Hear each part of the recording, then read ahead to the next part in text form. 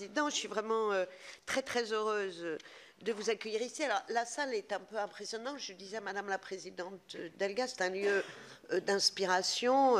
Aujourd'hui, carrément peut-être un lieu de méditation parce que les rideaux ont été baissés, mais ça n'est pas un lieu de confession.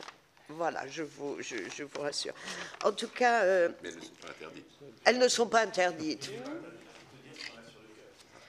Voilà, je sais que vous avez un grand cœur. Vraiment, merci beaucoup. Vous savez, notre délégation aux collectivités territoriales et à la décentralisation est au cœur de la mission du Sénat. Et puis, l'écoute, la rencontre avec les associations d'élus est essentielle pour nourrir notre réflexion et puis pratiquer ce que nous appelons ici le bottom-up plutôt que le top-down. Voilà. Alors on s'anglicise un peu parfois, mais il nous semble, et depuis, enfin je veux dire, des travaux que nous menons aujourd'hui, à la fois à la délégation mais sur d'autres missions, on voit combien il est important de partir des réalités, de la diversité de nos territoires pour construire l'organisation et la définition de l'action publique plutôt que d'avoir de ces définitions un peu théoriques dans lesquelles on s'évertue à faire entrer la vie de nos concitoyens et des élus qui ne rentrent jamais dans des modèles un peu trop carrés. Alors, le plaisir que nous avons aujourd'hui, c'est de parler avec vous de l'actualité naturellement des régions. Alors, j'évoquerai quelques sujets que nous partageons ensemble. Le zéro artificialisation nette qui est aujourd'hui la préoccupation majeure de tous les élus et dans tous nos territoires. Vous savez qu'à la suite de la parution des décrets d'application de la loi résilience, beaucoup d'émotions est apparu à la fois chez les élus et ici au Sénat, parce qu'on s'est rendu compte qu'il y avait une vraie difficulté à transformer un objectif de zéro artificialisation nette que personne ne conteste, au sens où la frugalité ou la sobriété foncière est déjà souvent pratiquée et qu'il convient de le faire, et qu'en même temps, ces décrets d'application contenaient des injonctions contradictoires, et il nous paraît un peu difficile de devoir concilier la réindustrialisation dans notre pays, l'aménagement d'infrastructures, l'accueil de populations, et que nous sentions, et ça a été fortement exprimé, les collègues le diront, une nouvelle fracture territoriale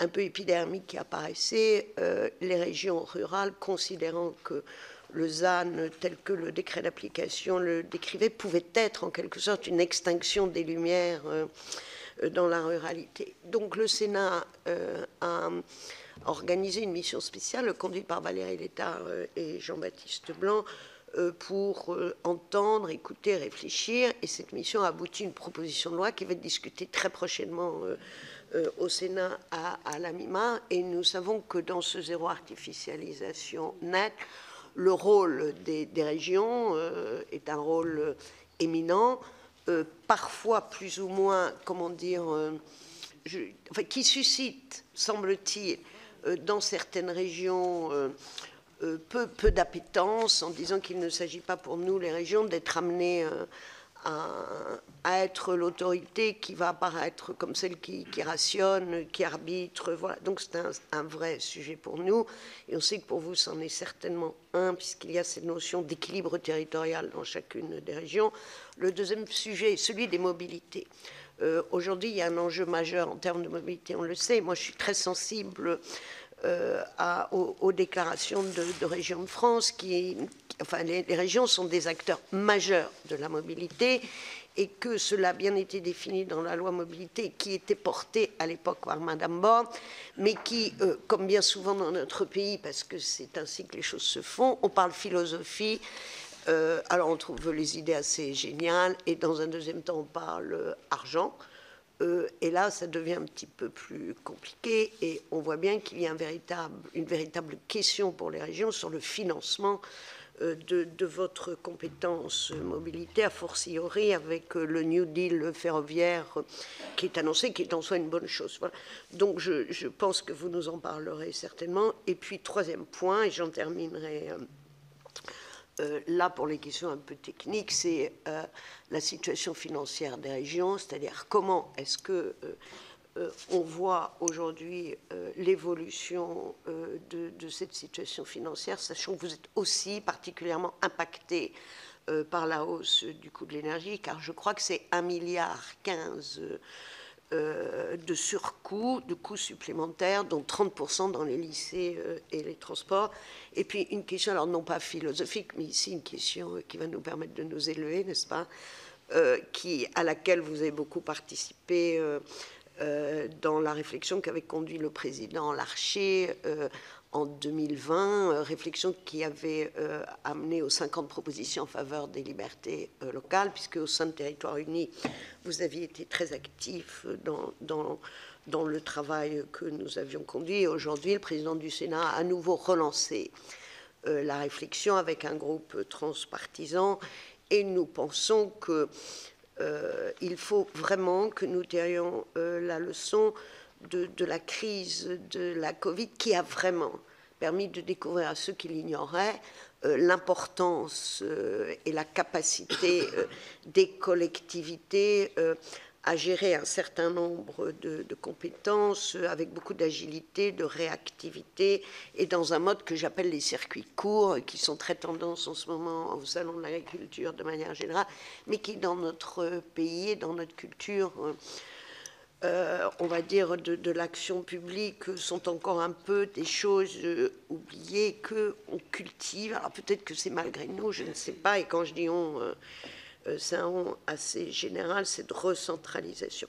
Donc peut-être parlerons-nous de ça, les perspectives de décentralisation, et si l'on peut, parler aussi un peu de votre vision du conseiller territorial qui semble ressusciter. Voilà. Merci beaucoup, Madame la Présidente. Merci à vous. Donc nous disposons d'environ 1 heure ou un peu plus, et je suis sûre que mes collègues que je salue auront également beaucoup de questions. Merci. Présidente, Mesdames et Messieurs les sénateurs, vous remercier pour cette audition sur les sujets que vous avez abordés, Madame la Présidente, mais de façon, on va dire, plus générique sur la situation de la France et quelles sont les solutions que nous pouvons apporter à travers une réforme institutionnelle annoncée par Monsieur le Président de la République, à travers le travail mené par le Sénat, comme vous l'avez rappelé, que ce soit sur les 50 propositions qui avaient été menées en lien avec Territoires Unis, ou également sur toutes les initiatives qui sont menées en termes de propositions de loi pour le zéro artificialisation nette, ou également le rapport du Sénat sur l'addiction aux normes. Nous voulions en fait l'ensemble des présidentes et des présidents de région de France vous faire partager notre vision, la réalité de ce que nous vivons et également les ambitions que nous avons pour le pays. Nous sommes dans un temps de crise et donc nous pensons que dans ce temps de crise, il est nécessaire d'avoir de la clarté et de l'audace. Alors, il faut, quand on est en responsabilité politique, avoir toujours de l'optimisme et revenir au sens étymologique du terme crise. Et nous savons que la crise, donc au niveau de la civilisation grecque, était un moment de transition et qui permettait d'avoir une transformation du modèle. Et nous avons une crise, comme c'est une journée où débute le débat sur les retraites, une crise sociale sur cette réforme des retraites, une crise climatique, une mobilisation à l'échelle de la planète contre la lutte contre le réchauffement climatique, bien entendu crise de l'énergie avec les conséquences sur une inflation qui est forte pour nos concitoyens, pour nos entreprises également, et un risque de perte majeure de compétitivité pour nos entreprises, en particulier sur les questions de production, et puis aussi une crise de confiance dans l'action publique, qui se traduit par, bien sûr, l'abstention, mais également par les votes populistes que nous combattons, bien entendu, tous attachés à la République pour notre pays. Cette crise, bien sûr, de la confiance dans l'action publique, c'est parce que nos concitoyens ont le sentiment de ne pas être entendus, ont le sentiment que la politique ne peut pas changer le cours du destin au titre collectif, au titre aussi individuel. Et je lisais ces derniers jours les propos d'un docteur en sciences politiques, Madame Cagé, qui était très intéressant, ces propos, et qui en fait mettait en avant le sentiment de classe enfermée, plutôt que la dichotomie que nous connaissons de classe moyenne, ainsi de suite, ce sentiment d'être dans une classe enfermée, dans une classe empêchée. Et je trouve que cela fait particulièrement écho à vos propos introductifs, Madame la Présidente, parce que nous avons besoin de donner de la liberté à nos concitoyens et de la liberté aux collectivités locales. Et la question de l'enfermement, elle est bien sûr liée, ce n'est pas notre sujet de cœur aujourd'hui, mais elle est liée bien sûr à la problématique de l'éducation nationale. Mais nous y reviendrons dans les propositions que les présidentes et les présidents de région de France nous faisons sur la question de l'orientation scolaire et également sur la question de la formation. La question du sentiment d'enfermement, elle est liée aux mobilités. Mobilité physique, après les mobilités de l'esprit, et puis la question bien sûr du rapport au travail et la question aussi de l'aménagement du territoire et de ne pas être dans des territoires figés, mais dans des territoires qui puissent évoluer. Donc nous souhaitons vraiment avoir de la clarté et donc nous avons demandé un rendez-vous à Monsieur le Président de la République au niveau de Territoire Uni, ce sera le 13 mars. L'ensemble des associations des élus vont être reçues le 13 mars et nous demanderons à Monsieur le Président de la République qu'il nous explique les objectifs qui fixe à cette réforme institutionnelle et d'avoir, à partir des objectifs partagés, une méthode. Avoir de la clarté, mais aussi avoir de l'audace. L'audace d'aller dans une vraie décentralisation dans ce pays, avec la question des libertés locales. Le Sénat y travaille voilà, de façon forte et depuis longtemps, parce qu'à travers la démocratie de proximité, à travers un pouvoir de décision plus proche de nos concitoyens, on renoue le lien de confiance et surtout on apporte des vraies solutions aux problèmes de nos concitoyens. Il faut avoir le courage ou l'audace de renoncer à l'inflation des normes, comme vous l'avez appelé à vos voeux, parce que outre la complexité, ça a un coût budgétaire que vous avez évalué à 2 milliards d'euros sur le coût de normes supplémentaires sur les 5 dernières années. Et puis également avoir de l'audace sur la question de la différenciation territoriale. Et j'ai pu m'entretenir le mois dernier avec Monsieur le Président Larcher, et que nous puissions aller dans une différenciation dans la différenciation.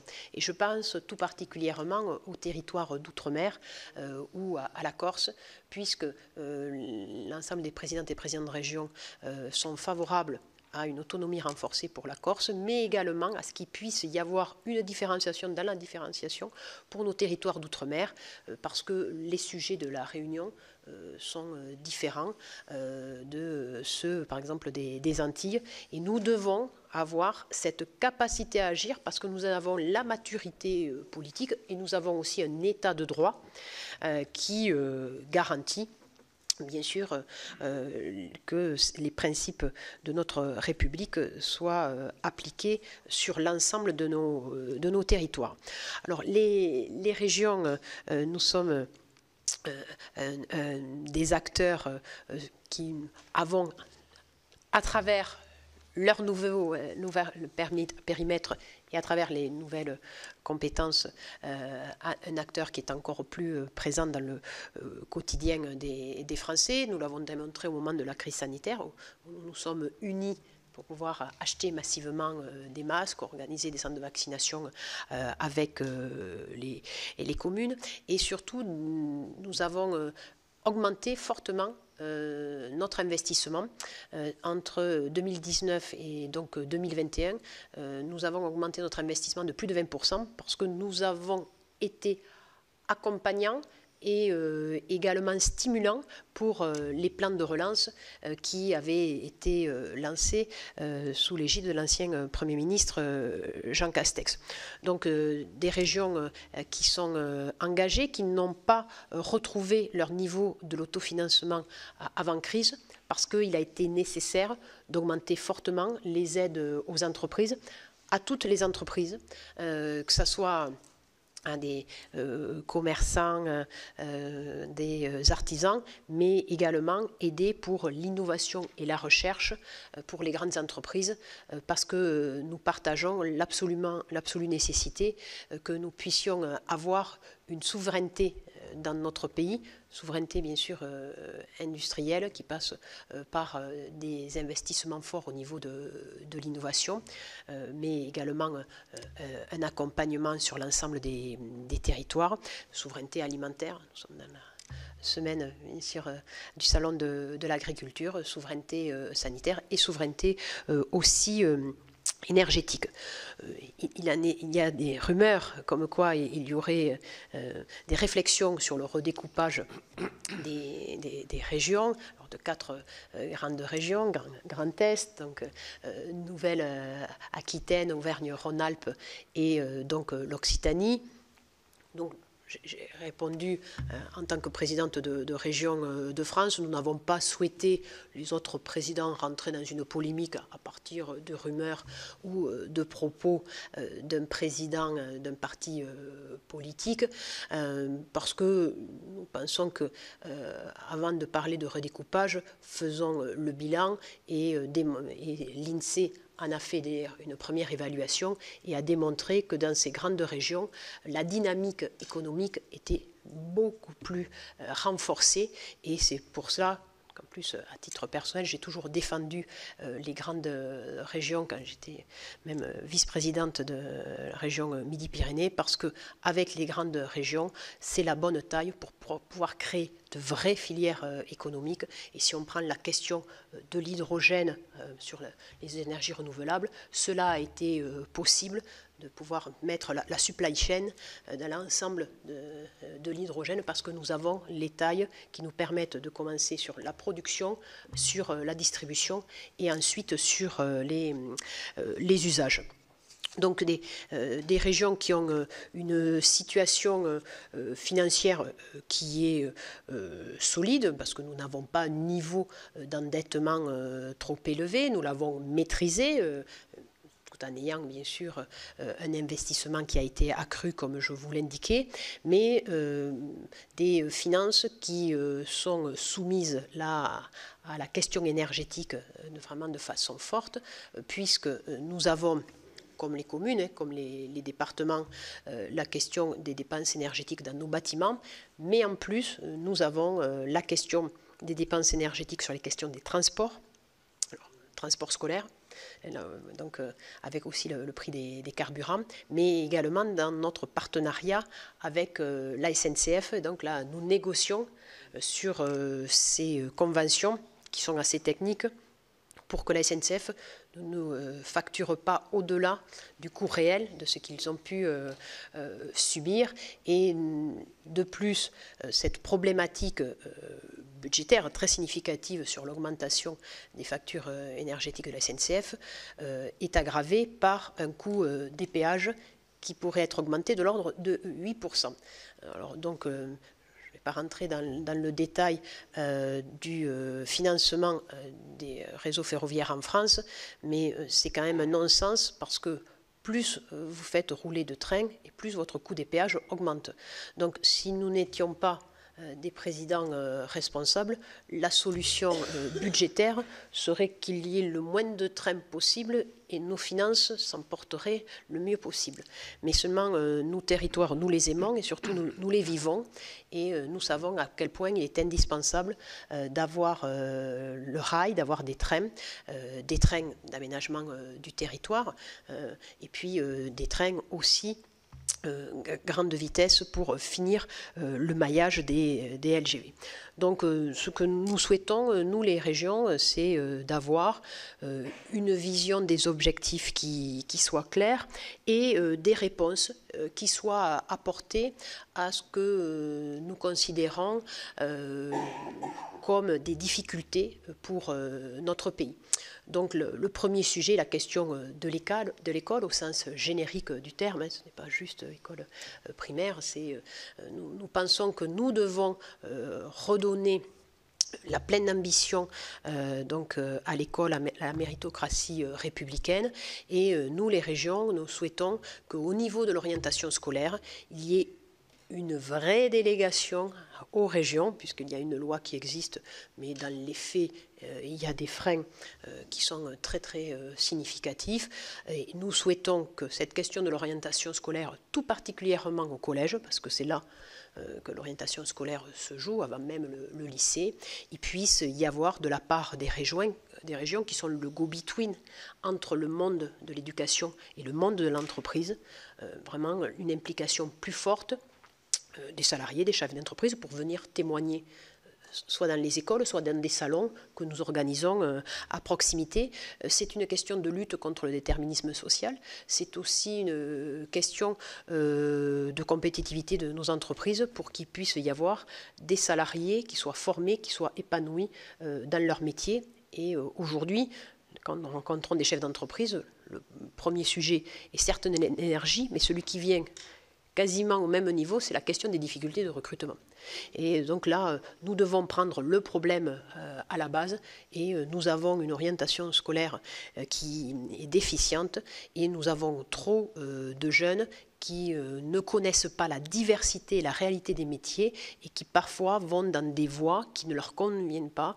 Et quand vous êtes en échec scolaire pendant plusieurs années, cela après a des lourdes incidences en tant que citoyen et également en tant que salarié. Nous demandons également une réflexion sur la question de la formation.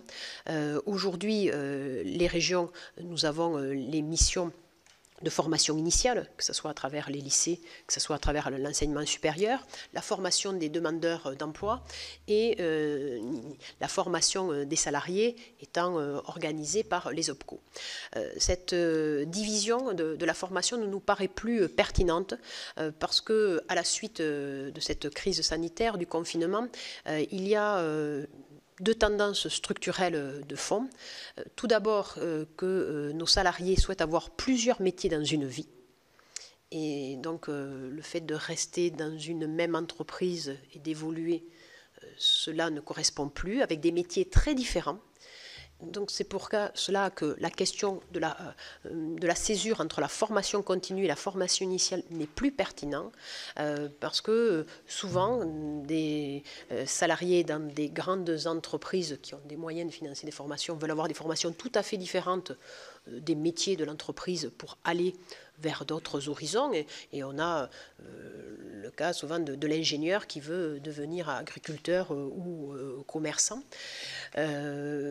Ou dans des plus petites entreprises, à ce moment-là, des salariés qui vont négocier une rupture conventionnelle pour pouvoir après passer par la case demandeur d'emploi, pour pouvoir financer une formation. Donc on doit prendre en compte cette relation au travail, parce que nous pensons, je le précise dans ces temps troublés, que pour nous, le travail est source d'émancipation.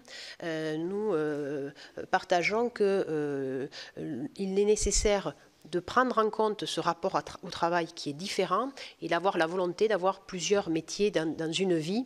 Et nous demandons en effet que la formation des salariés, les régions puissent également intervenir. Deuxième tendance structurelle, c'est la nécessité de retrouver de la souveraineté. Et pour retrouver de la souveraineté industrielle, souveraineté énergétique, nous devons de nouveau avoir de nouveaux métiers que nous avions il y a 250 ans dans ce pays, mais que nous n'avons plus parce qu'il n'y a plus il y a eu la désindustrialisation, nous avons perdu des savoir-faire.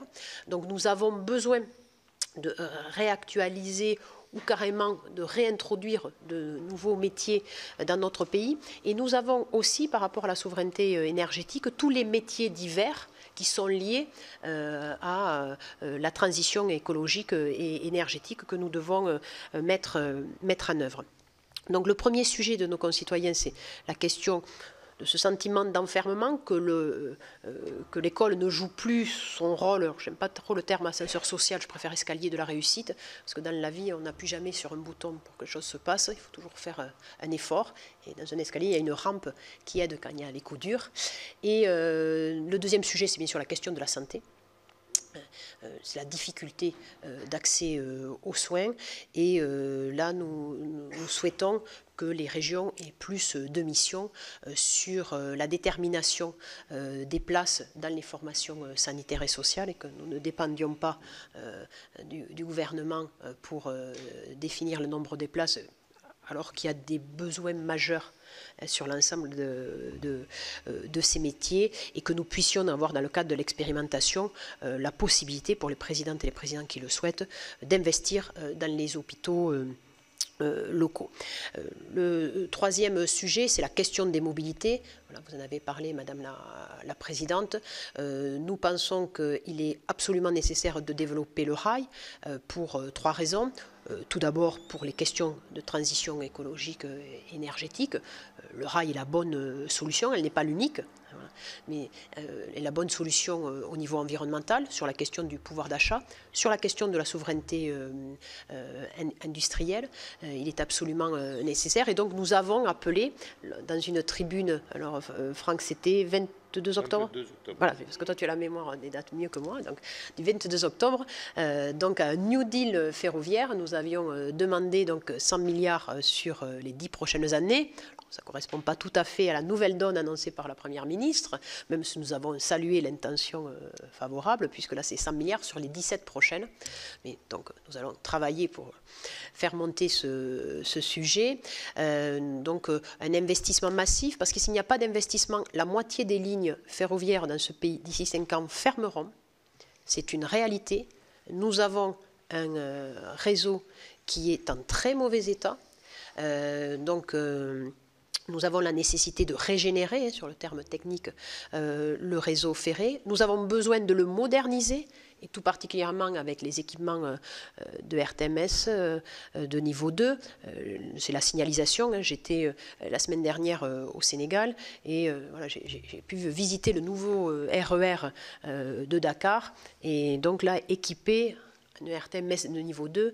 Et donc là, à ce moment-là, quand on parle de RER, comme l'a fait Monsieur le Président de la République, c'est la condition essentielle pour avoir un cadencement au quart d'heure. Parce que si nous n'avons pas ce système de signalisation, il n'y aura pas le cadencement au quart d'heure sur un réseau ferré qui a une lourdeur technique qui est quand même assez différente du RER qu'on peut connaître ici en région parisienne. Nous avons donc besoin de régénération, de modernisation, également de financement des grands projets, les grands projets, que ce soit Lyon-Turin, que ce soit le canal Seine-Nord ou les LGV, donc Marseille-Nice, donc Toulouse-Bordeaux-Dax et Montpellier-Perpignan. Et c'est pourquoi nous avons estimé que là, si on était sur les 17 prochaines années, c'est à hauteur de 170 milliards qu'il serait nécessaire de monter. Et nous avons, outre développer cet effort budgétaire, avec plusieurs sources. Bien sûr, un engagement du gouvernement français plus fort. Je rappelle que la moyenne par habitant en France est de 44 € par habitant. Nous sommes à 124 € par habitant en Allemagne. Donc nous avons quand même un déficit d'investissement significatif depuis longtemps. Il faut être là aussi très objectif. Donc un effort budgétaire de la part de l'État. Nous appelons aussi que ce plan d'investissement, ce New Deal ferroviaire, soit apporté à l'échelle européenne avec des crédits européens, qu'il y ait également de nouveaux systèmes de financement inspirés de la Société du Grand Paris ou des sociétés de financement LGV que nous avons pu créer, et également la fin des concessions autoroutières, puisqu'à partir de 2028, avec un pic en 2031, nous aurons la fin des concessions autoroutières. Donc, un effort budgétaire significatif, mais qui doit être également corrélé avec la structuration d'une filière industrielle à l'échelle de l'Europe. C'est ce que nous avons appelé l'Airbus ferroviaire, et c'est un projet que j'ai indiqué au président de la République, je lui ai suggéré qu'il soit porté par le couple franco-allemand, comme Airbus l'avait été fait dans les années 60-70, parce que nous avons encore un temps d'avance à l'échelle internationale sur les savoir-faire ferroviaires. Nous devons avoir un géant industriel européen, puisque aujourd'hui, en Chine, nous avons ce géant industriel qui est constitué, qui s'appelle CRRC, qui est en train de gagner de nombreux marchés dans le monde, et en particulier aux États-Unis. Et nous avons un marché mondial du ferroviaire où l'industrie française et européenne pourrait prendre toute sa part, mais nous devons avoir une taille optimale. Je ne reviendrai pas sur la fusion avortée de Siemens-Alstom. Bon, mon ami Alain Chatillon donc avait travaillé sur ce sujet, mais nous devons remettre ce sujet au cœur de notre réflexion, à travers bien sûr Siemens-Alstom, mais également le groupe CAF, qui est un groupe espagnol, pour avoir une taille pertinente et pour pouvoir gagner ces marchés, parce que la position de la Commission européenne est incompréhensible, elle limite la vision du marché ferroviaire à l'Europe, alors que le potentiel de développement sur le marché ferroviaire, il est mondial, et tout particulièrement, je vous indiquais, je rentre d'Afrique, là on voit les besoins qui sont immense, et y compris en Amérique du Sud, et y compris aux États-Unis, puisqu'il y a certains États qui sont très volontaristes sur ces sujets-là. Et cela permettra, en ayant un Airbus ferroviaire, d'avoir aussi une possibilité de reconversion pour nos salariés de l'industrie automobile qui vont être frappés de plein fouet par la fin de la motorisation diesel. Alors quand je dis nos salariés français, mais salariés allemands, encore plus impactés que nous sur ces sujets. Et nous avons donc cette ambition, parce que quand on veut parler d'un RER métropolitain, il faut être conscient que dans de nombreuses métropoles, cela n'est possible que s'il y a la création d'une deuxième voie. Et donc souvent c'est corrélé avec la question des LGV. Donc là, nous devons y travailler, et nous rappeler, Madame la Présidente, nous avions porté le projet d'agence des mobilités, parce que, à part Paris et Lyon, qui ont une organisation spécifique pour les transports, les autres métropoles françaises ont différents acteurs, on va dire une multiplicité d'acteurs qui interviennent sur la question des mobilités, bien sûr la métropole, bien sûr la région, souvent l'État avec les routes nationales en propre ou concédées avec les autoroutes. Et donc là, nous avons parfois les départements avec les voies cyclables. Et là, nous avons donc une multiplicité d'acteurs où pour organiser l'intermodalité, ça devient quand même compliqué. Et c'est pourquoi il est nécessaire d'avoir une structure qui puisse piloter cette complémentarité-là. Alors, différente d'Île-de-France Mobilité, parce qu'il n'est pas question d'aller discuter de l'implantation de l'arrêt de bus, mais c'est la question de la programmation, de la complémentarité des infrastructures routières, ferroviaires, et dans nos métropoles, nous devons nous inspirer de ce qui se fait à Madrid ou aussi aux États-Unis, avec des voies réservées sur les axes entrants dans les métropoles, que ce soit des routes nationales ou des routes concédées, avec les voies réservées pour le covoiturage et pour les cars dont nous avons la compétence, les régions qui font des moyennes et des longues distances. C'est absolument indispensable pour favoriser le transport collectif routier. Nous avons donc ces missions, il nous semble, à améliorer sur la question de l'éducation, de la santé, de la mobilité. On se rappelle toutes et tous que ce sont les questions des mobilités qui ont poussé au mouvement des Gilets jaunes. Et puis, vous l'avez indiqué, sur la capacité des territoires à évoluer, à se transformer. Et le zéro artificialisation net ne doit pas geler des situations, doit au contraire permettre de stopper l'hypermétropolisation et de permettre un développement à des territoires qui, sur les 20 dernières années, ne l'ont pas connu, mais ces territoires connaissent en revanche un gain, un regain d'attractivité de par les tendances sociétales qui ont évolué, parce qu'à travers le confinement, chacun et chacune a repris goût à avoir une vie en territoire rural, dans des petites villes ou dans des villages d'équilibre. Et c'est là, il faut arriver à tenir cet objectif d'artificialiser moins de terres pour avoir une souveraineté alimentaire, c'est absolument indispensable, mais qu'il y ait un effort qui soit fait de façon plus grande dans des territoires qui ont beaucoup consommé et au contraire de pouvoir permettre un développement dans des territoires qui, eux, n'ont pas vu ou même parfois ont perdu des habitants ces dernières années. C'est ce travail que nous devons mener. C'est pourquoi la Région de France, l'Association des maires de France, nous avons signé ensemble donc, un courrier au gouvernement et nous avons demandé donc, qu'il y ait un caractère moins impératif que ce que le décret avait prévu, et puis également que les grands projets de souveraineté ne soient pas impactés régionalement, projets liés aux infrastructures de transport, projets liés aux infrastructures économiques, parce que si nous voulons avoir le retour d'une souveraineté, nous devons permettre à nos entreprises de pouvoir aussi mener des projets. Donc nous sommes dans cet esprit-là que nous avons souhaité. Je pense que j'ai à peu près indiqué des pistes de réponse à l'ensemble de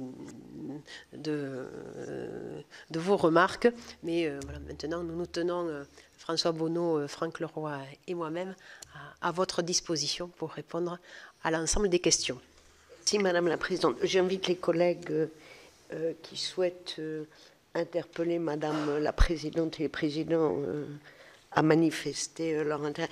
Merci beaucoup Madame la Présidente, d'abord pour cette vision qui est la vôtre, parce qu'au-delà des sujets techniques qui relèvent des compétences des collectivités, la question qui est sous-tendue derrière et qui est essentielle, c'est quelle vision pour notre pays, quelle stratégie on met en œuvre et pour l'ensemble de nos concitoyens. Et vous avez tenu un propos très juste, c'est-à-dire la crise parfois est vécue comme un élément que nous subissons et difficile, alors qu'aujourd'hui je pense que nous sommes un peu comme sur la transformation d'un papillon. Nous sommes en pleine période de mutation et de transformation, et que je crois qu'il y a aussi un regard positif à avoir sur les choses, en disant c'est un nouvel avenir qu'il faut construire, qui sera très différent de ce que nous connaissons, mais qu'en même temps qui emprunte, vous l'avez dit, notamment en termes de réindustrialisation,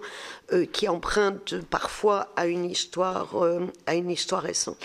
Donc merci vraiment pour poser le vrai sujet. Vous l'avez dit, aujourd'hui je pense qu'il faut de la clarté, de l'audace et cette vision. Comment on se réorganise, quelles compétences, mais pourquoi faire et pour qui. Et moi j'aime beaucoup ce que vous décrivez comme une société qui est un peu empêchée, qui est bloquée. C'est ce qui m'arrive d'appeler de l'assignation à résidence.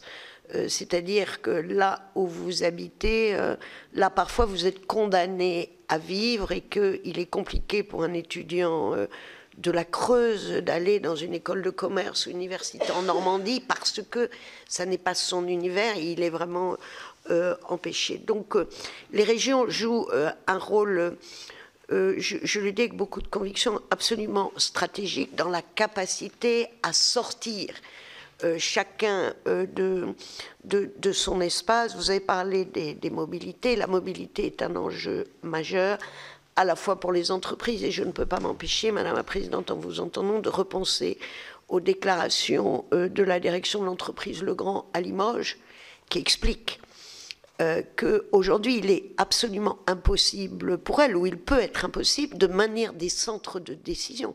Et on connaît l'importance pour un territoire d'avoir des centres de décision si nous n'avons pas, enfin, ce qu'on appelle pudiquement une modernisation du ferroviaire.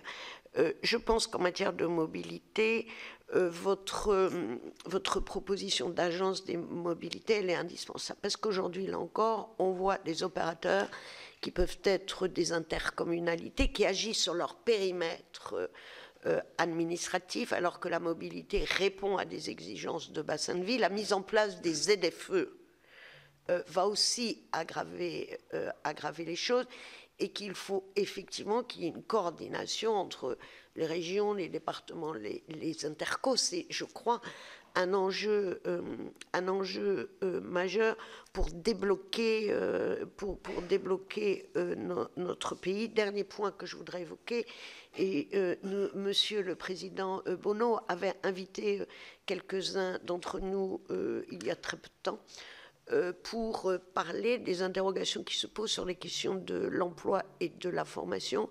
Et vous savez comment au Sénat, nous, on a soutenu au moins une fonction de coordination des régions sur l'emploi et la formation, parce qu'il y a un lien entre la stratégie et la compétence économique qui est la vôtre et qui est exercée de manière très forte, et puis l'emploi pour coordonner tout ça. Il faut vraiment qu'on soit en clarté et en cohérence d'action. Donc nous sommes très attentifs à cela au Sénat, et vous savez que le Sénat a soutenu ces propositions, comme nous sommes aussi très sensibles à la formation tout au long de la vie.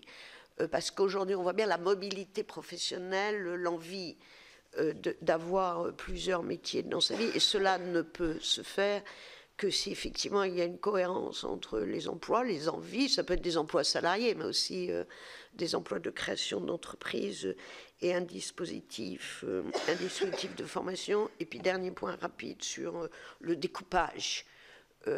Voilà, c'est-à-dire on a découpé les intercos, il y a cet atelier que moi j'appelle découpage, vous voyez, ciseaux, colle. Bon, pourquoi pas, en tout cas, voilà, aujourd'hui, moi je pense qu'il est extrêmement imprudent d'entreprendre quelques réformes, que ce soit sans évaluation. Et nous l'avons dit dans le rapport sur la simplification que nous avons fait avec Rémy Pointreau, le déficit d'évaluation conduit parfois à des aventures un peu hasardeuses, et que l'expérimentation et l'évaluation devraient vraiment guider notre action. Je ne serai pas plus longue, je regarde mes collègues qui débordent de questions. Madame la Présidente, Messieurs les Présidents, dans l'ordre d'inscription, Bernard Delcros et Charles Guéné, et ensuite Olivier Paccaud, Patricia Schillinger et Dominique Estrosi Sassone. Mes chers collègues.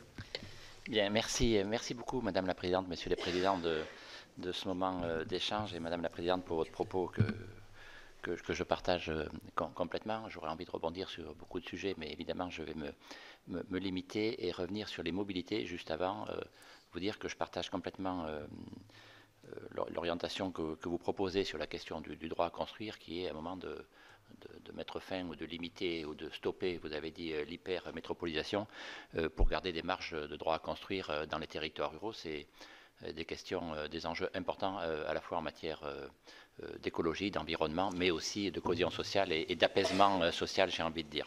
Sur les mobilités, je reviens sur la question du ferroviaire. Vous aviez sollicité un plan de 100 milliards avec une durée qui est ce qu'elle est. Ça se regarde. Tel que ça a été repris dans les médias, même si ce n'était pas tout à fait l'annonce de la Première ministre, on a beaucoup parlé des RER métropolitains, on a beaucoup parlé de l'urbain, et peu des petites lignes. Nous partageons des lignes que nous connaissons bien, pour lesquelles nous battons. Le Massif central est vraiment doté d'un réseau ferroviaire important, qui depuis des années et des années, vous l'avez rappelé, ça ne date pas d'aujourd'hui, a été pénalisé par non seulement pas d'investissement, pas de modernisation, mais aussi pas d'entretien. Nous avons une ligne que nous partageons, la ligne de l'Aubrac, qui a fermé 11 mois en 2021, faute d'entretien. C'est quand même incroyable. Et donc, ma question est simple. Je sais que vous êtes attaché personnellement à ces petites lignes.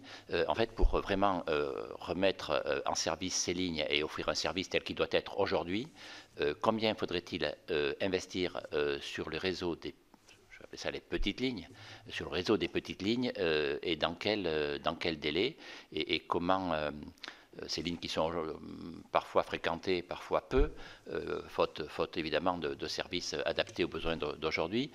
Combien faudrait-il investir sur ces petites lignes, plutôt dans le secteur rural, ces territoires qui n'ont pas la chance de disposer de grandes infrastructures ferroviaires?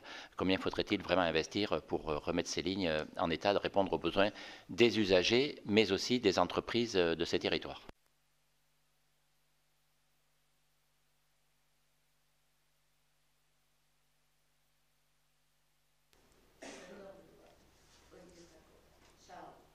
Oui, merci Madame la Présidente.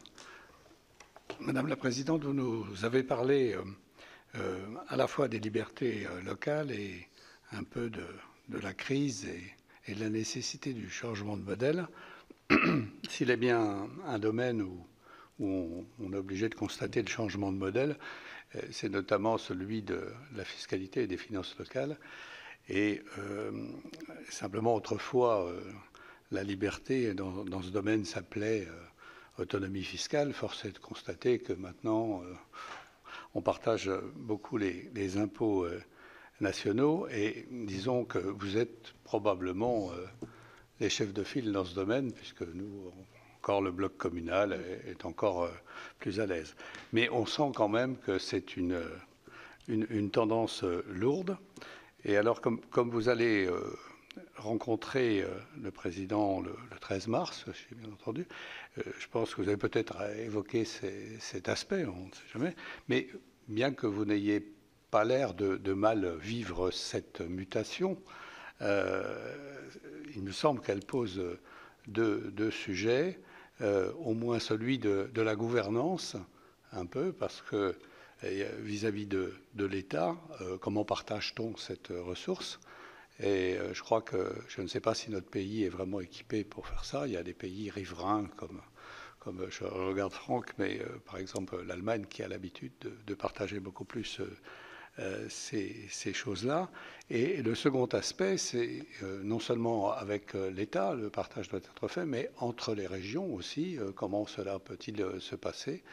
Et est-ce que vous avez dans ce domaine une stratégie? Où en est votre réflexion? Est-ce que vous allez poser, enfin disons peut-être au niveau institutionnel, quelques questions dans ce domaine au président de la République? Merci. Olivier, si vous êtes d'accord, Madame la Présidente, avec une série de 3 questions. Parfait. Merci beaucoup, Madame la Présidente. D'abord, excusez-moi de mon retard. Je ne sais pas qui est intervenu en premier. Moi, j'ai eu le plaisir que d'entendre votre accent chantant, et c'est toujours plaisant pour débuter la journée. J'ai 2 petites questions. La première, vous l'avez très brièvement évoqué, la présidente Gatel aussi, c'est la taille des régions suite à cette rumeur d'éventuel redécoupage. J'avoue que j'étais très surpris de cette rumeur, même si, il ne faut pas se voiler la face, les grandes régions posent problème. Je suis issu d'une région, entre guillemets, intermédiaire, c'est-à-dire une région, ce sont les Hauts-de-France. J'ai 2 de mes collègues picards, nous étions jadis des picards, donc Laurent de la Somme, Antoine de l'Aisne ou de l'Oise. J'ai été conseiller régional, et ça fonctionnait très bien, la région Picardie. La région Hauts-de-France, qui est plus grande, c'est un peu plus difficile, très objectivement. Alors, il faudra, si jamais on redécoupe, parce que le but, c'est une efficience de gouvernance. Les régions sont-elles elles-mêmes les mieux placées pour s'auto-évaluer? Évidemment non. Alors, on ne peut pas être jugé parti, et je vois mal un exécutif dire « Ah ben, on ne fonctionne pas bien pour telle ou telle chose ». Mais je vais vous prendre un exemple, moi, qui me semble symbolique de cette difficulté à fonctionner quand on est sur des territoires un petit peu trop grands. Ce sont les transports scolaires. Les transports scolaires. Bon, Nadine, tu voulais peut-être en parler? Non. Bon, les transports scolaires qui jadis étaient du département. Et alors évidemment, ce sont les mêmes services qui s'en occupent, ils ont été transférés, c'est évident. Sauf que jadis, le vice-président dans mon département qui était en charge des transports scolaires, il connaissait toutes les lignes, hein, mais vraiment au coude près. Moi, j'étais vice-président en charge des collèges, j'allais dans tous mes collèges 2 fois par an et je connaissais tout par cœur.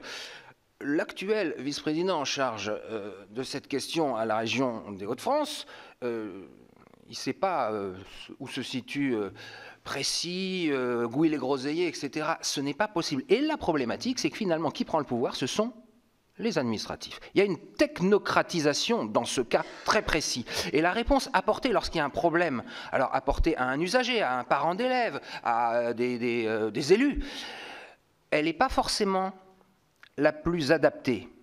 L'élu régional en charge de la question va faire confiance à ses services, c'est logique, mais il n'aura peut-être pas la bonne réponse. Je veux dire, il y a un risque de technocratisation dans ces grandes régions. Moi, je le ressens vraiment.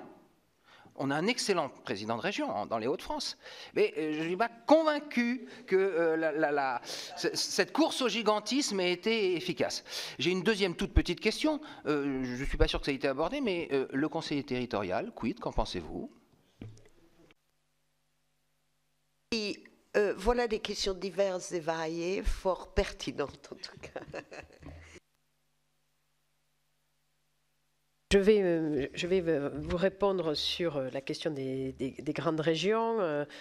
Franck pourra également compléter sur les questions fiscales également. Et puis Franck voilà, développera sur la question du financement des lignes d'aménagement du territoire. Et toi, François, tu pourras après compléter ces différents sujets. Alors, sur la question du conseiller territorial, les présidents de région sont majoritairement contre le conseiller territorial parce que les nouvelles régions, avec donc des grandes régions, cela rend complètement inopérant la volonté qui avait pu prévaloir sur le conseiller territorial. Parce que sur l'Occitanie, ça voudrait dire qu'il y aurait 458, il y a une assemblée à 458 personnes.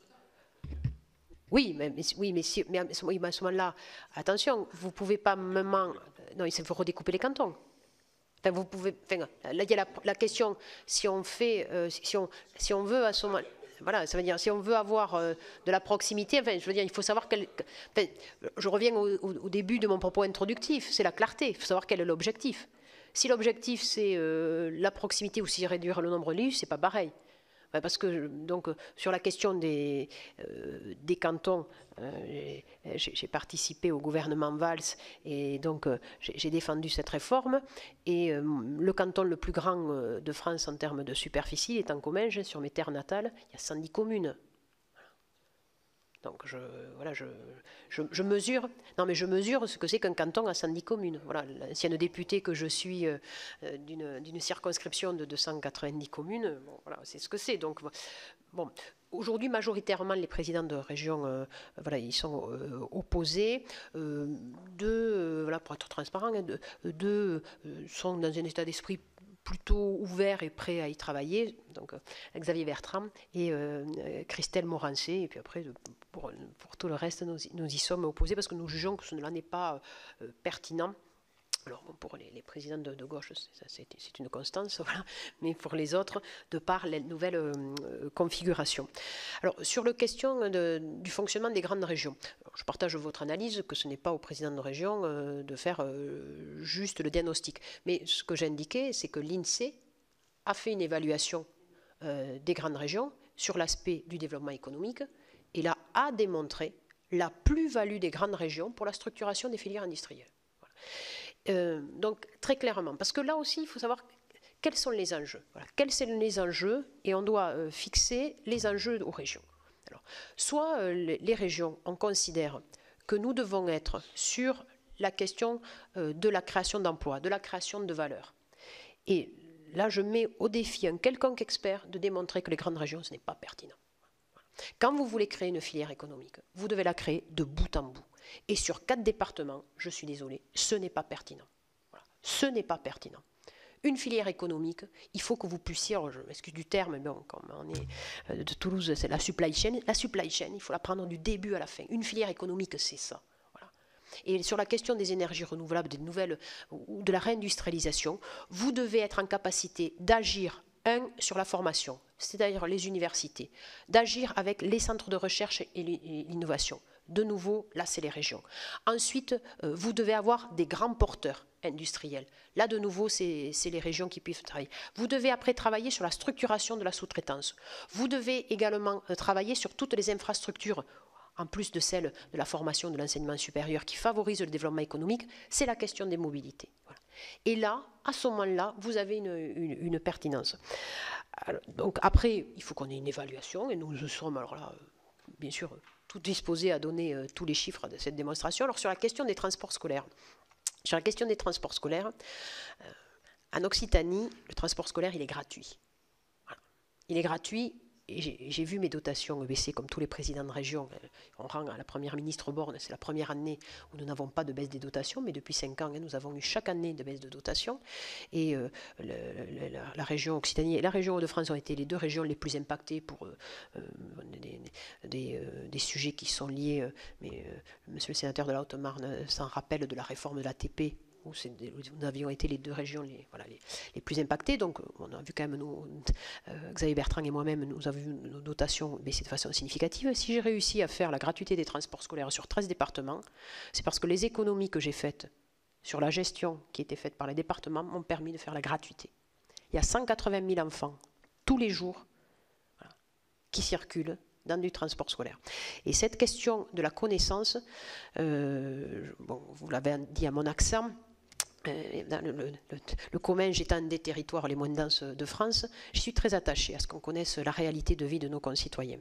Et je comprends tout à fait que vous pouvez penser qu'une région comme la mienne, par exemple à 13 départements, ne permet pas d'avoir une bonne connaissance. Ce n'est pas vrai.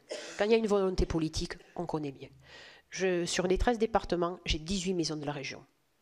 Voilà. C'est-à-dire que j'ai des fonctionnaires qui sont implantés, donc des élus régionaux qui ont les bureaux aussi, qui sont implantés dans 18 maisons de la région.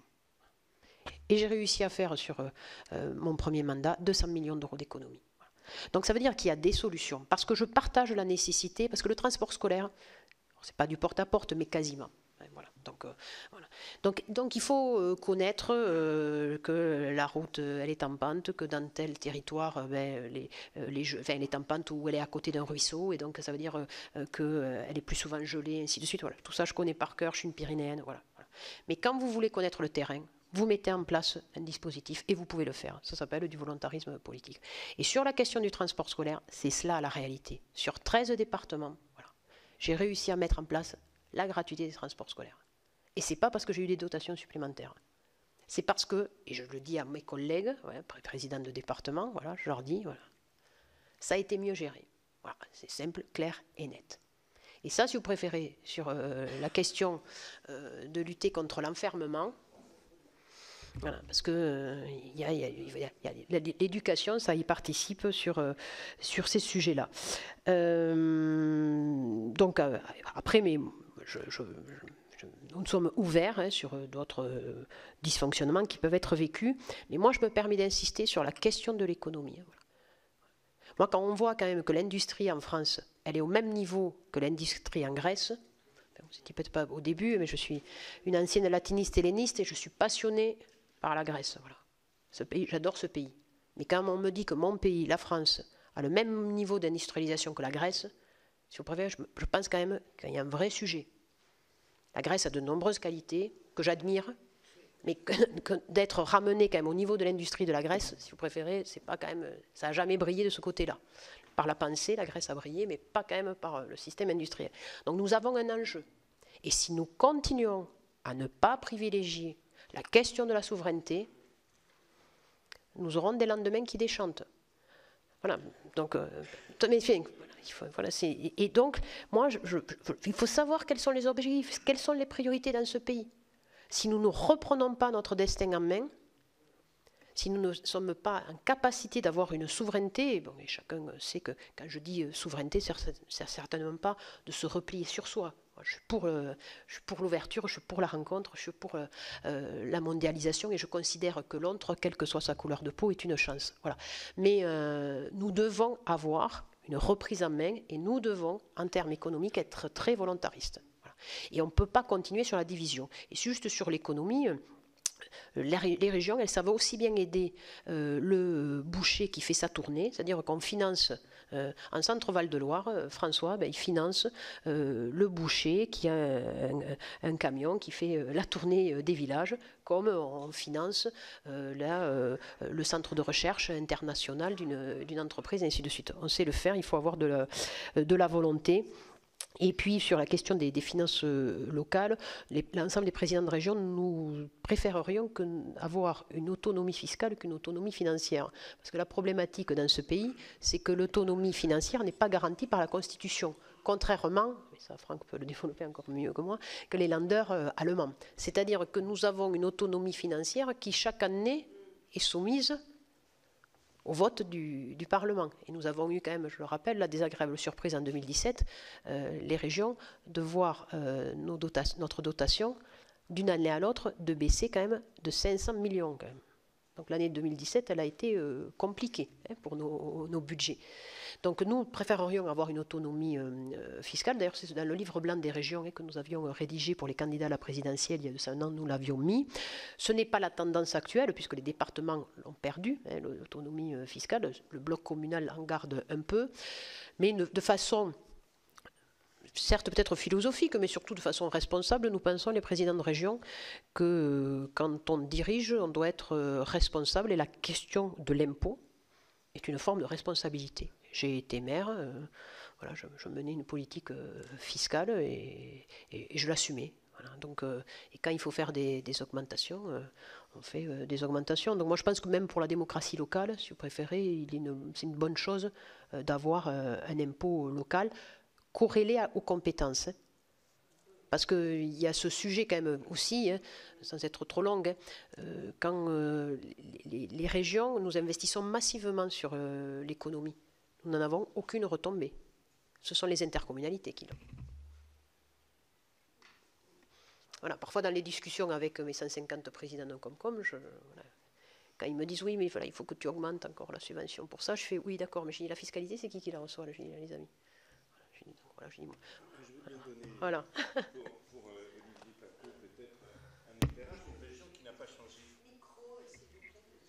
Voilà, pour Olivier Paccaud, un témoignage d'une région qui n'a pas changé de périmètre, même si c'est une grande région, parce qu'en taille, malgré les changements qui se sont faits, on reste dans la moyenne supérieure des régions, la région Centre-Val de Loire. Et je veux dire, de ce point de vue-là, combien je suis d'accord avec ce que vient de dire Carole Delga sur ce que sont les régions, ce qu'elles apportent aujourd'hui à la modernisation de notre pays. Il est des compétences qui, si elles n'étaient pas abordées par les régions, seraient nécessairement portées par l'État dans un retour à la centralisation. Nous sommes le rempart contre une nouvelle centralisation, je le dis avec beaucoup de force. Les sujets économiques que tu as évoqués avec beaucoup de passion ne peuvent pas, si on veut les prendre dans leur globalité, ne peuvent pas être abordés par des mailles qui seraient des mailles plus petites. Ça ne veut pas dire qu'elles ne sont pas abordées avec ces mailles plus petites, mais elles ne peuvent pas être abordées. Pourquoi? Parce que lorsqu'il s'agit de la recherche et du développement, il faut penser les laboratoires, il faut penser les universités. Lorsqu'il s'agit des ressources humaines, il faut penser la mobilité et bien au-delà des Comcom et souvent au-delà des départements. Lorsqu'il s'agit de la mobilisation financière importante, et c'est sur ce point-là, vous y avez fait allusion, qu'il faut créer et renforcer les solidarités et les régulations nationales et interrégionales, il faut véritablement penser à l'échelle des régions. Ce qui m'amène à dire que sur le conseiller territorial, ce n'est pas une histoire de défense, mais je sais par expérience, il y a quelques années que je préside cette région, je sais par expérience que les bonnes solutions sur l'économie, les bonnes solutions sur l'enseignement supérieur, les bonnes solutions sur l'aménagement du territoire en termes de mobilité, ça n'est pas la somme des intérêts locaux. Et lorsque ce sujet il est abordé par la somme des intérêts locaux dans nos hémicycles, et ça arrive, j'appelle mes collègues à travailler avec la vision qui est la vision globale. en l'articulant avec les intérêts locaux. Mais si vous partez de la somme des intérêts locaux avec le conseiller territorial, et il ne pourra pas en être autrement, il ne pourra pas en être autrement, je le vois moi, session après session.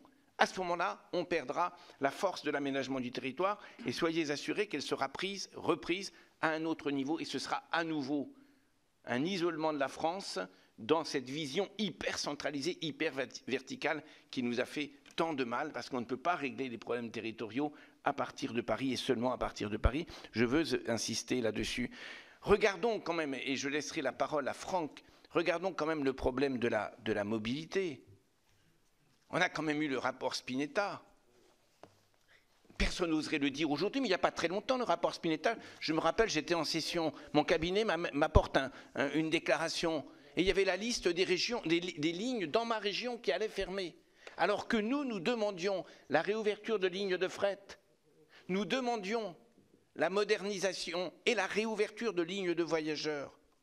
Et donc, il faut tout faire pour que la vitalité de nos territoires, et là-dessus, je crois qu'on est en phase avec vous et avec l'expression constante du président Larcher, la vitalité des territoires doit être un élément qui construit, qui participe à la construction de la vision nationale. Si nous rompons avec cela et si nous affaiblissions les régions, on serait dans une situation particulièrement délétère. Vous avez posé la question des sommes.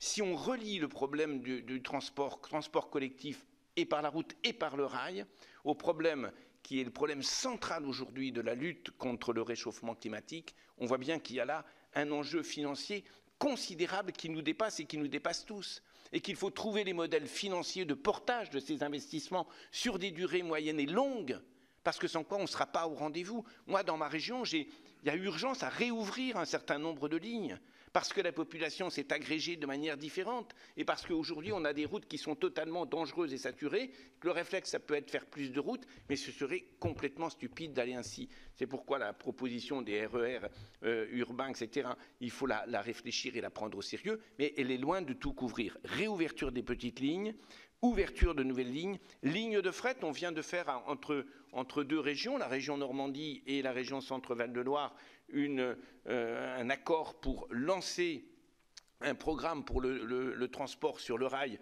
de l'équivalent de 170 camions par jour entre Orléans, puisqu'on est au centre de la France et qu'on a beaucoup d'enjeux de logistique, et Le Havre. Mais ces sujets-là, il faut que nous les développions à une échelle bien supérieure.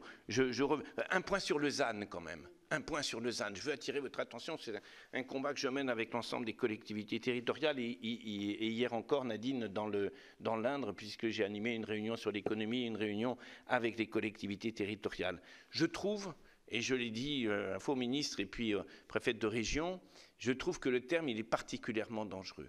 Parce que si on pose ça sur le bureau d'un fonctionnaire de l'État, et je ne remets absolument pas en cause ni sa compétence ni son intégrité, mais si on dit que l'objectif c'est 0, très franchement, des choses bloquées, on va en avoir énormément. Et moi, je suis pour l'objectif. Il faut reconstruire le village sur le village, la ville sur la ville. Il faut qu'on ait des constructions verticales en matière industrielle. Il y a de très beaux exemples à l'extérieur. Inspirons-nous de cela, mais ne posons pas cette histoire. Il faut qu'il y ait une intelligence du projet, de chaque projet qui soit mesuré par l'autorité de l'État qui a un avis à donner, mais n'opposons pas un cadre, même si l'objectif est bon. Attention à ce cadre. On ne peut pas dire ça et en même temps dire réindustrialisation, pousser nos industriels à aller rapatrier des productions qui sont en Asie aujourd'hui et pour leur dire notre horizon, c'est 0. Juste un mot, si vous permettez, pour terminer peut-être sur le conseiller territorial. Il faut se souvenir que l'idée, elle a 15 ans. Il y a 15 ans, un conseiller départemental, un conseiller régional cofinançaient les mêmes les équipements. C'est-à-dire qu'on avait partout des financements croisés. On ne parle plus des financements croisés aujourd'hui, ou quasiment plus. Aujourd'hui, quand on fait de l'économie dans les régions, on est les seuls à faire de l'économie. Quand on fait des transports, on est les seuls à faire du transport. Les départements font autre chose. Ils ont l'univers social qui est un défi énorme. Donc à l'époque, l'idée c'était de se dire, puisque tout le monde finance la même chose et qu'on veut moins d'élus, faisons le conseiller territorial. Sur le papier, c'était séduisant.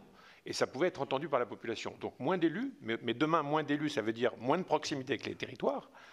Et les territoires étant gigantesques, ça veut dire un conseiller, alors que je ne sais pas comment on l'appellera, territorial, qui aura peut-être 250 communes à gérer, il n'y arrivera pas. Donc on aura une perte de proximité, et je sais que le Sénat est toujours sensible à cette question de la proximité. Et puis deuxièmement, c'est le métier de conseiller régional, le métier entre guillemets de conseiller régional aujourd'hui est très différent de celui d'un conseiller départemental, alors qu'à l'époque, étant donné qu'on cofinançait tous et qu'on apparaissait tous dans le fameux millefeuille, voilà, la loi NOTRe et la loi MATAM sont venues changer complètement l'action des régions d'un côté et l'action des départements de l'autre. Donc pour moi, il n'y a plus le sujet. Un mot, effectivement, pour répondre à la question du sénateur Delcros sur les petites lignes. Je ne suis pas sûr qu'un recensement ait été fait au niveau national, tant ces petites lignes sont importantes. On parle de capillaires, c'est tout dire, de capillaires voyageurs, de capillaires fret. Je vais vous citer un exemple pour mon seul département, et sur la seule question du capillaire fret, pour desservir des coopératives agricoles, betteravières, etc., il n'y a même pas un an, SNCF Réseau nous indique 5 mois avant, voilà, on va fermer les lignes 5 mois avant. Ça veut dire qu'on basculait environ 12 à 15 000 camions en lieu et place des trains qui passent, pas tous les jours, mais régulièrement. Sur un seul département, celui de la Marne, 44 millions pour 2 lignes de fret. Donc vous imaginez à l'échelle nationale, compte tenu du réseau qu'on a, sur lesquels on n'a parfois pas investi depuis plus de 100 ans, l'état du ballast, le nombre de passages à niveau, l'état de l'infrastructure, des rails qui ont plus de 100 ans, qui avec le réchauffement climatique entraînent aujourd'hui des déraillements. Donc la somme, elle est en dizaines de milliards pour le seul réseau capillaire. Et je pense que l'exercice n'a jamais été fait au niveau national, tant les sommes sont effrayantes.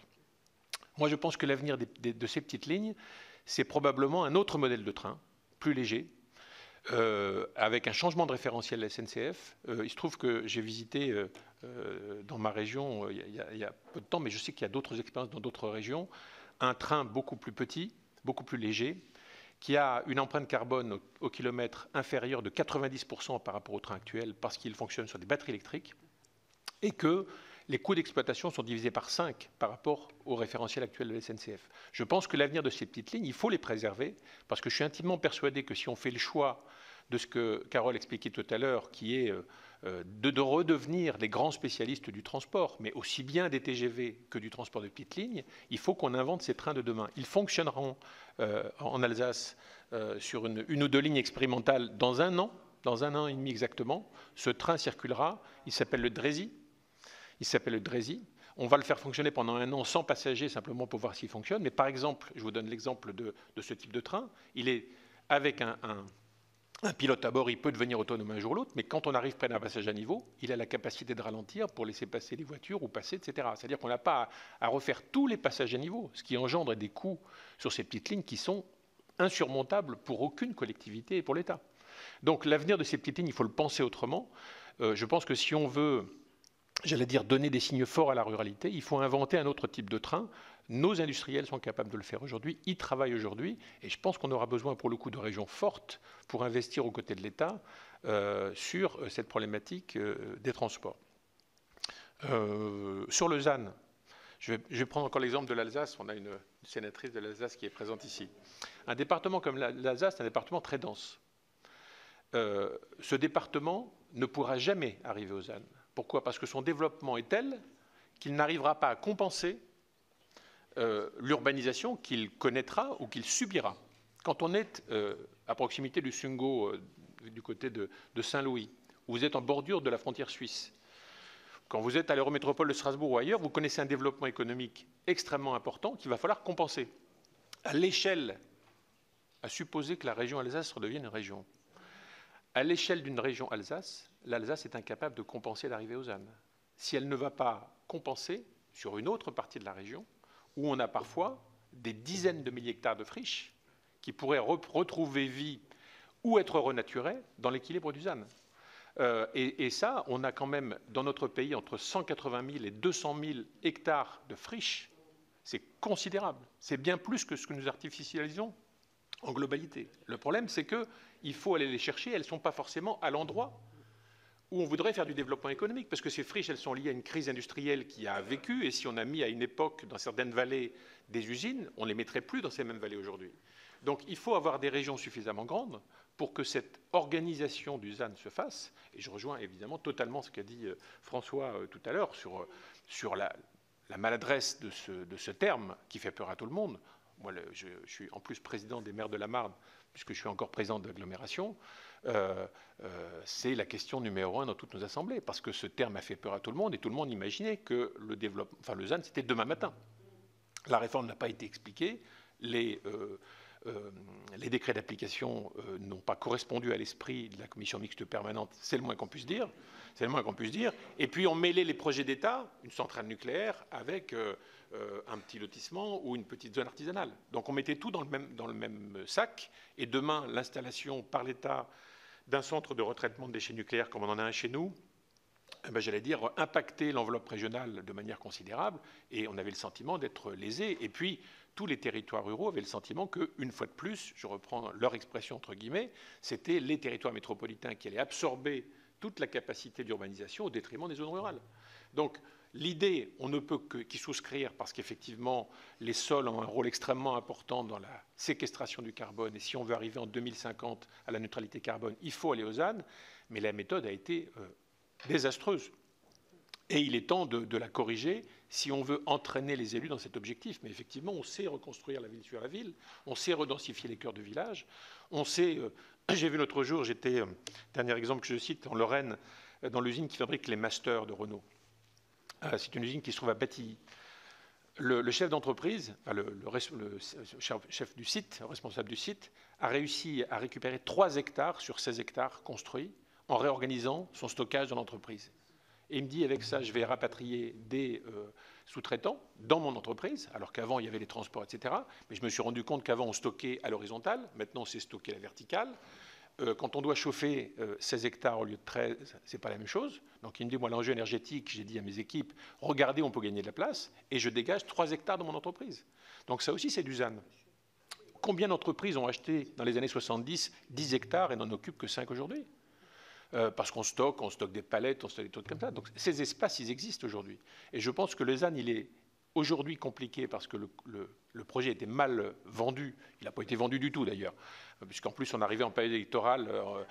Il n'a pas été... Ça c'est clair. Ça c'est clair. Et donc l'idée, elle est louable, mais il faut reprendre la méthode. Il faut reprendre la méthode en lien avec les territoires, parce que sinon on risque d'avoir un rejet, ce qui serait une catastrophe pour l'écologie. Juste sur ce sujet du... Pardon, merci François. Juste sur ce sujet du ZAN, il faut le mettre en corrélation avec la question des établissements publics fonciers. Parce que là, j'ai pu constater en devenant présidente de Région de France que la relation avec les établissements publics fonciers est très différente d'une région à l'autre. Parce que nous avons en Occitanie une très très bonne relation avec l'établissement public foncier, et donc c'est clairement un bras armé de la région pour la question de la reconquête des friches industrielles. Voilà, des friches tout court, vous savez, ce sont les îlots dans certaines villes qui sont laissés à l'abandon, ainsi de suite. Mais cela, vous voyez, je me suis rendu compte en discutant et en allant sur d'autres régions de France que c'est très variable d'une région à l'autre. Et ça, c'est très dommageable, parce que quand vous avez une vraie politique du foncier menée par la région avec l'EPF, il y a une vraie efficacité pour la question des friches. Ça, c'est vraiment sur les friches commerciales, sur les friches artisanales, sur même le conseil, comme tu l'indiquais, que l'on peut mener, parce que quand vous avez des agences régionales de l'aménagement et de la construction, comme j'ai en Occitanie, moi, mon agence régionale travaille fortement avec l'EPF parce que à la fois, on permet l'achat de friches, et en même temps on donne le conseil pour la reconfiguration. Voilà.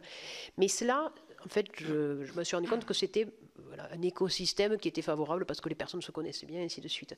Dans d'autres régions, quand il n'y a pas cette coopération, il y a une perdition d'efficacité qui est terrible.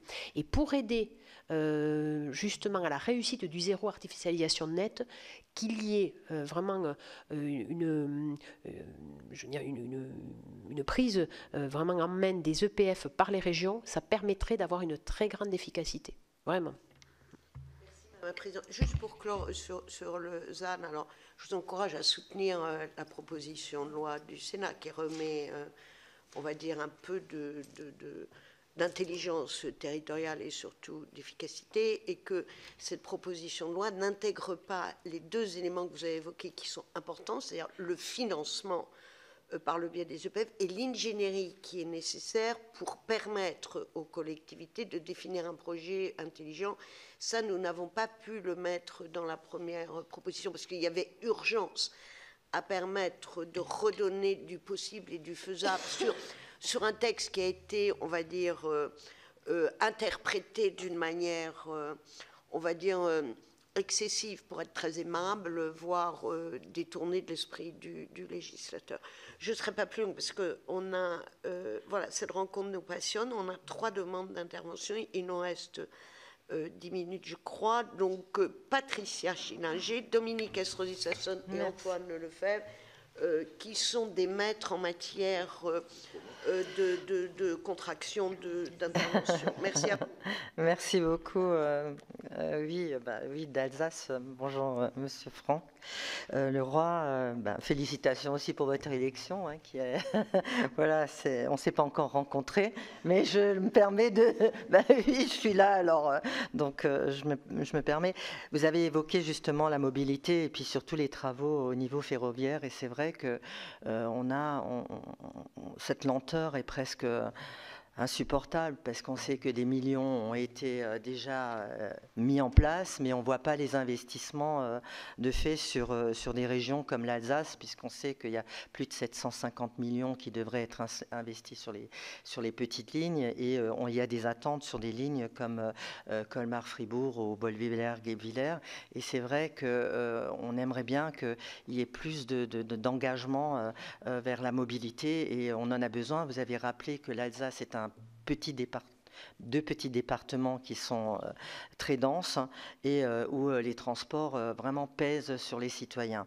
Et donc, effectivement, comment travailler mieux en niveau général, au niveau national, de tous ces investissements, avoir au moins des projets sur 20 ou 15 ans, mais que ces projets soient réalisés et pas à chaque fois une mandature, on dit oui, ce sera fait, puis le mandat d'après, ce sera toujours pas fait. L'harmonisation. Je vais revenir aussi sur l'harmonisation des taxes poids lourds. Vous savez que depuis le 1er juillet de l'année dernière, les routes nationales allemandes, les poids lourds sont taxés et ils vont avoir un gain de plus de 2 milliards d'euros. Comment aussi travailler avec toutes les régions en ayant une harmonisation? Je crois qu'aujourd'hui, les régions, elles font plein de choses, mais elles font souvent des choses aussi seules et on ne voit pas cette harmonisation qui est importante au niveau des transports, mais il y a d'autres, je pourrais évoquer plusieurs sujets, mais il est important de trouver vraiment ce travail d'efficacité au niveau national, mais au-delà de ça, européen. Je sais qu'en Alsace, il y a une taxe poids lourd qui va être prévue, mais c'est vrai que ça chagrine un peu que ce soit que que 2 départements, la CEA, travaillent dessus. Il faudrait vraiment, aujourd'hui on bouge beaucoup, donc voilà ma question d'harmonisation. Contraindre ainsi, cher Dominique Estrosi Sassone, nous partons vers le sud. Merci Françoise, Madame la Présidente, Messieurs les Présidents. Moi, je voudrais vous interroger sur la question de la décentralisation et de la déconcentration des politiques du logement et de l'habitat. Alors certes, ça ne relève pas directement de vos compétences, puisque ces compétences, elles sont plus aux intercommunalités, voire aux départements, mais les régions ont la compétence de l'aménagement du territoire, et donc je pense que c'est important aussi de relier ces politiques. Vous savez que la loi 3DS a créé des autorités organisatrices de l'habitat, qui vise à permettre justement à donner aux collectivités la capacité locale d'ajustement des différents dispositifs concernant le logement dans leur territoire. Aujourd'hui, comment est-ce que vous envisageriez ce contenu de ces AOH au travers des dispositifs justement en lien avec les politiques du logement? Et on a besoin aussi que demain, si ces autorités organisatrices de l'habitat puissent véritablement jouer leur rôle, puissent bénéficier de financements dédiés, ce qui n'est aujourd'hui pas le cas. Et on réfléchit fortement à l'instar des autorités organisatrices de transport. Est-ce que là-dessus, vous avez des informations et des jugements à pouvoir m'apporter, s'il vous plaît? Dernière question pour l'Aisne. Antoine On remonte dans le nord, mais frontalier du Grand Est et de la Belgique. En fait, Madame la Présidente, beaucoup de questions ont été évoquées. Moi, je voulais simplement faire un commentaire et remercier Franck Leroy justement sur son éclairage par rapport à la question que j'avais sur le conseiller territorial. Je pense qu'il y a des choses à creuser dans ce qu'il nous a partagé comme expérience, avec notamment cette prise en compte des compétences dédiées. On n'est plus en compétences partagées, donc je pense qu'il faut qu'on en tienne compte si on veut garder justement cette notion de proximité qui nous est chère ici au Sénat. Et puis aussi, mais ça je pense qu'on est bien en phase avec Région de France, Madame la Présidente, sur la position équilibrée que vous avez exprimée par rapport aux ânes. Plusieurs exemples ont été donnés, donc je ne vais pas être plus long. Moi, j'avais simplement, Madame la Présidente, vous avez évoqué des solutions sur la fin des concessions autoroutières. Est-ce que vous pouvez rapidement préciser un peu ce que vous entrevoyez dans ce domaine, parce que je pense qu'il y a aussi quelques gisements de ce côté. Merci. Les réponses. Je laisserai Franck répondre sur taxe sur les poids lourds. Voilà. C'est toi, Françoise, qui me... Mais oui, mais voilà, c'est... Tout arrive. Mais tu ne vas pas commencer à être dictatrice maintenant.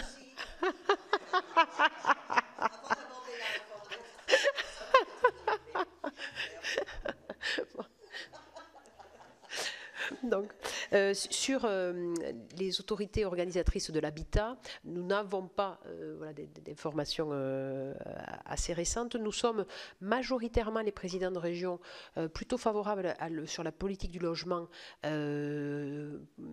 pour le niveau intercommunal, pour pouvoir avoir une vraie réactivité. Là, il faut, parce que certaines de vos collègues au Sénat envisageaient que ce soit plutôt les régions, et je leur ai indiqué que ce ne nous semblait pas pertinent sur ce sujet où il y a quand même de grands besoins, vraiment. Donc, mais l'habitat, c'est encore différent du logement. Et nous n'avons pas d'informations sur ce sujet, mais en effet, si on veut qu'il y ait un vrai travail sur le logement, sur toutes les aménités, tous les services qui sont amenés autour et qui constituent donc l'habitat, il faut à ce moment-là, si on doit avoir une coordination, il faut qu'il y ait un financement. Et sur ce sujet, de façon récente, nous n'avons aucune indication. Donc, Philippe, je ne pense pas que... Oui, mais juste, voilà, c'est vrai que nous, sur ce sujet-là, ce qu'on a fait remonter au ministère, c'est que vraiment, on était attachés à ce qu'il y ait une évolution sur la gouvernance des EPF et que ça puisse être vraiment, j'aime le terme, des bras armés de la région, parce que quand il y a, on va dire, une dissonance entre la région et les EPF, c'est terrible sur la perte d'efficacité. Voilà, donc vraiment... Oui, mais c'est vrai que sur la question de l'autorité organisatrice de l'habitat permettrait également d'avoir une liaison sur l'habitat des jeunes, comme le souffle François, également sur le logement des saisonniers. Ça, c'est un sujet aussi que nous avons, mais nous, récemment, nous n'avons pas été consultés sur des réflexions qui sont portées et sur les concessions autoroutières. Donc, nous avons la fin des concessions autoroutières, c'est quand même une manne financière substantielle, c'est 3 milliards par an, et je pense qu'on doit revoir complètement ces contrats et qu'il y ait une réorientation de crédit pour les mobilités propres. Et quand j'indique cela, bien sûr, il y a le ferroviaire, mais pas uniquement, parce que j'ai beaucoup développé le ferroviaire, mais les régions mènent aussi des politiques d'aide pour l'achat de véhicules individuels propres, parce que nous développons le rail quand c'est possible, mais il y a certains territoires où la voiture est la seule solution. Et donc là, il est nécessaire également d'avoir des efforts qui soient significatifs pour permettre à des personnes de milieu modeste d'acheter des véhicules électriques qui sont quand même objectivement encore d'un coût élevé. Voilà. Oui, je complète juste d'un mot sur les péages. Ces péages s'arrêtent vers 2031-2032. et leur niveau va s'effondrer. Parce qu'en fait, étant donné qu'ils amortissaient les travaux de nouvelles autoroutes créées et qu'il n'y a plus d'autoroutes créées, l'obligation que nous avons, c'est normalement de faire fondre le niveau des péages juste pour l'entretien des autoroutes. Or, nous considérons que ce serait une erreur que de baisser le niveau des sondages. Autant utiliser cette différence pour investir dans les infrastructures. Parce que là, pour le coup, ça ne coûtera pas un centime de plus aux usagers de l'autoroute, mais pour le coup, c'est une manne considérable qui pourrait être utilisée ou vers des mobilités alternatives, comme l'évoque Carole à l'instant, ou tout simplement pour entretenir les lignes ferroviaires, etc. Enfin, voilà, c'est pour ça qu'il faut penser le transport dans sa globalité. Parce que parfois, c'est un produit du transport routier qui va servir à financer le rail. Et quand on est dans une logique de diminution de l'empreinte carbone, il va de soi qu'on a intérêt à favoriser le rail. Je réponds très rapidement à la sénatrice Patricia. L'investissement en Alsace sur les infrastructures, depuis que la région Grand Est existe par rapport à l'Alsace, sur un exercice complet des deux côtés, c'est 74% de plus. Et pourtant, on est loin du compte. C'est-à-dire que le besoin en termes de financement de ferroviaire, mais il est gigantesque. C'est pour ça que les 100 milliards annoncés sont très en dessous du besoin réel. C'est un effort qu'on a noté parce qu'effectivement, ça change de la dimension de l'investissement d'État, mais on est encore très en dessous de ce qu'il faudrait faire. L'Italie met 180 milliards d'euros sur la table. Donc, on est encore très en dessous. Donc là, on a augmenté, nous, notre financement sur la seule Alsace de 74%. Et pour la petite histoire, si vous me permettez, l'Alsace s'était mise en difficulté financièrement lorsqu'elle existait, parce qu'elle avait financé ses trains, et l'Alsace a toujours été une région assez exemplaire en matière ferroviaire, par du crédit bail, etc., qui faisait que c'était la deuxième région la plus endettée de France, à cause du portage du ferroviaire. Aujourd'hui, nous sommes, le Grand Est, la deuxième région la moins endettée de France, parce que notre surface financière nous a permis de supporter des investissements qui ont profité à l'Alsace, mais aux autres territoires également. Et ça change tout. Donc ça revient un petit peu au sujet des grandes régions. C'est que les grandes régions ont une influence. Quand on discute, je représente une région depuis quelques semaines qui pèse 5,5 millions d'habitants. Le président de la SNCF me regarde autrement que si je pesais 1 million d'habitants ou 1,5 million d'habitants. Le rapport de force a changé. Aujourd'hui, il est obligé de faire avec les présidents de région. Avant, nos présidents de région précédents étaient souvent considérés comme quantité négligeable parce qu'ils ne pesaient pas grand-chose face à la SNCF. Et la SNCF est quand même un État dans l'État, vous le savez tous.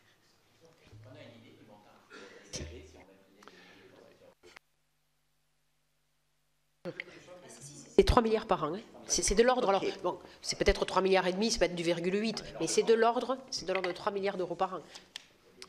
Madame la Présidente, juste 2 mots. Vous avez le droit. Vous allez être interpellé dans vos travaux par une réforme qui est celle de France Travail. Absolument. On mène ce dossier avec Carole avec beaucoup de passion pour faire en sorte qu'au détour de cette loi, nous n'ayons pas une reverticalisation et nous n'ayons pas de confusion entre l'autorité qui organise en la matière, qui doit être une autorité politique, et l'autorité qui exécute. On ne veut pas d'un France Travail qui serait demain à la fois la structure qui dit ce qui doit être et qui a la prétention de faire. Soyez attentifs à ça. Les régions ont marqué beaucoup de points sur le secteur de la formation professionnelle.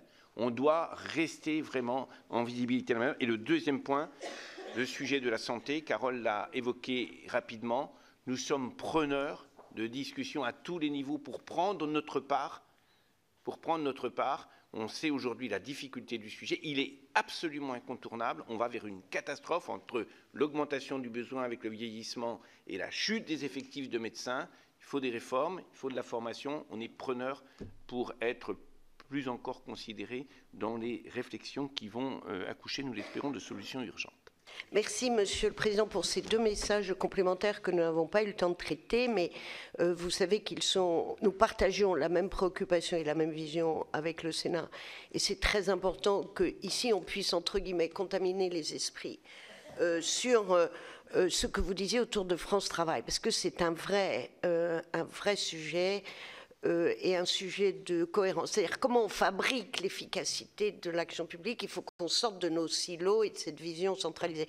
Alors je suis vraiment navrée de devoir conclure parce que nous avons un autre intervenant. Je voulais vous dire vraiment l'intérêt qui a été le nôtre de vous entendre et d'échanger. La conversation que nous devons poursuivre sur des thèmes qui sont au cœur de la vie des territoires. Et brièvement, je voudrais vous dire, alors c'est ma conviction personnelle, mais je ne doute pas qu'ici elle soit partagée, parce que nous sommes la Chambre des territoires et qu'ici nous sommes tous encore des élus locaux et avons été membres d'exécutifs. Nous portons, mais vraiment chevillés au corps, la conviction que c'est la vitalité des territoires qui va faire le dynamisme de la France. Ça n'enlève rien à l'exigence d'un État fort régalien. Naturellement, ne nous méprenons pas. Et que, sincèrement, moi je suis convaincue que les régions sont aujourd'hui des acteurs majeurs du dynamisme et de la renaissance économique de nos territoires et partout, ce qui veut dire que c'est ainsi qu'on désenclavera, parce que vous avez une taille. Moi, je suis de Bretagne. Nous sommes à 4, mais nous sommes pas mal. Madame la Présidente, voilà, vous le savez bien. Bon, voilà. Bon, et que moi, je suis toujours sur les tailles. Je ne pense pas que l'efficacité vient de la taille, mais que changer tout le temps, ça... Bref, je vais revenir sur mon propos. Je pense que la force que vous avez, c'est votre capacité à agir, mais surtout le fait que vous êtes des gens de conviction, on l'a vu, et que vous êtes attachés à vos territoires et que vous avez la capacité unique, mais c'est bien ça le levier du développement, une capacité unique à fédérer tous les acteurs, au lieu de décider depuis Paris que dans tel endroit on fera ça, et qu'on sait que la réussite, elle vient de cette capacité à fédérer et à emmener. Donc vraiment, mille merci de cet échange remarquable et passionnant que je souhaite que nous continuions à entretenir, et nous sommes vraiment preneurs de vos contributions que nous lisons attentivement. Merci vraiment, et puis nous comptons sur vous.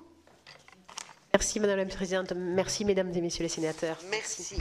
Chers amis, nous attendons quelqu'un qui va nous aider à réfléchir, Martial Foucault qui est déjà là, et nous allons parler du blues des mers, mais le blues des mers est un titre qui ne doit pas nous affoler parce que c'est plein d'espérance aussi. Voilà. Merci.